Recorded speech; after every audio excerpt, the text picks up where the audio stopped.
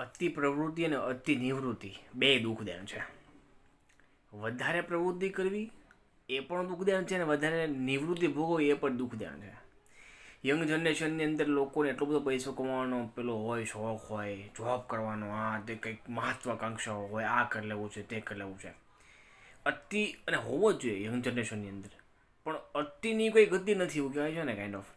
એટલે જ્યારે પણ યંગ જનરેશન અંદર પૈસા મેળવવાની અતિ ભૂખ જાગે, અતિ લાલચ જાગે, ત્યાર પછી ક્યાંક વ્યક્તિ ખોટે માર્ગે જતો રહે. અતિ પ્રવૃત્તિ છે ને, અતિ પ્રવૃત્તિ એ દુઃખદાયક છે, અને અમુક એજ પછી સાવ નિવૃત્તિ એ પણ દુઃખદાયક છે. અતિ પ્રવૃત્તિ અને અતિ નિવૃત્તિ બંને દુઃખદાયક છે.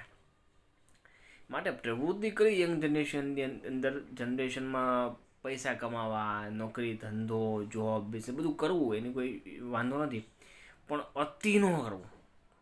જો અતિ કરીએ તો પછી આસક્તિ જગતમાં થાય, વ્યવહારમાં થાય.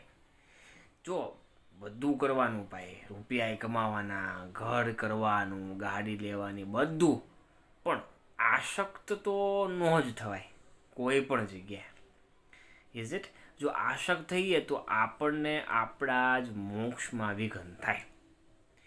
તો યંગ જનરેશનની અંદર જોવા જઈએ તો સ્વાભાવિક છે, આપણી એજ એવી હોય તો 20થી 25, 30, 50 સુધી વ્યવહારમાં વધારે વ્યક્તિ ગૂંથાયેલો હોય, તો એમાં આસક્ત વધારે થઈ જવાય.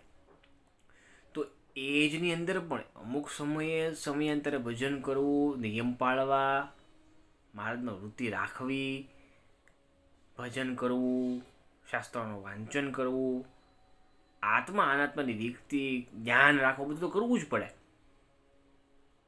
અને 50-55 થઈ જાય, 60 થઈ જાય, બધો વ્યવહાર સેટલ ડાઉન થઈ જાય, છોકરાઓ ધંધો બંધો સંભાળતા થઈ જાય, નોકરી કરતા થઈ જાય, એ પછી સાવ નિવૃત્તિ પણ ન સ્વીકારવી. સાવ નિવૃત્તિ પણ દુઃખદાયક છે.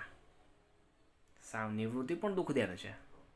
સાવ નિવૃત્તિ તો સ્વીકારી લઈએ ને તો ગડપણની અંદર ટાઈમ ન જાય, ઘરનાને નડીએ, કેટલાય પ્રશ્નો સર્જાય ભાઈ. વાત જવા જો ને, નિવૃત્તિની હું વાત કરી હવે.